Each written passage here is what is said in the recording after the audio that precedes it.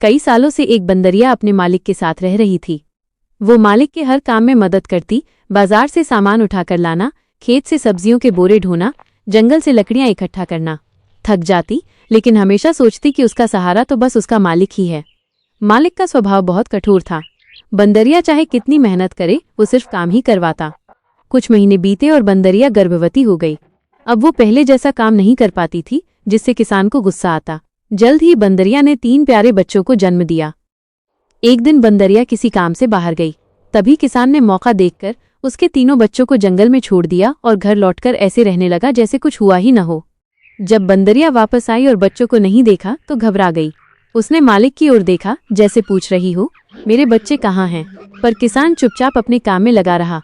बेचारी बंदरिया पूरे गांव में दौड़ दौड़कर बच्चों को ढूंढने लगी। उधर जंगल में वे छोटे छोटे बच्चे अकेले थे। भूख और डर से एक की मौत हो गई। भेड़िया ने दूसरे को मार दिया। अब केवल एक ही बच्चा बचा था, जो झाड़ियों में छिपकर धीरे धीरे सांस ले रहा था। उसी समय जंगल से एक दयालु किसान गुजरा। उसे झाड़ियों में हल्की सी आवाज सुनाई दी। पास जाकर देखा तो बंदरिया का आखिरी बच्चा बहुत बुरी हालत में पड़ा था। उसने तुरंत अपना काम छोड़ बच्चे को गोद में उठाकर घर ले आया। प्यार और देखभाल से धीरे धीरे वो बच्चा ठीक हो गया।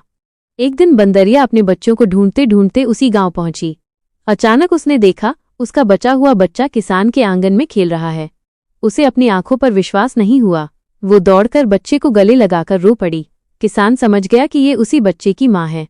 उस दिन के बाद बंदरिया और उसका बच्चा उसी दयालु किसान के पास रहने लगे। किसान भी उन्हें अपने परिवार की तरह रखने लगा। और जिसने उनके साथ बुरा किया था, वो बीमार पड़ गया। शायद एक माँ को उसके बच्चों से जुदा करने का पाप उसे लग गया था।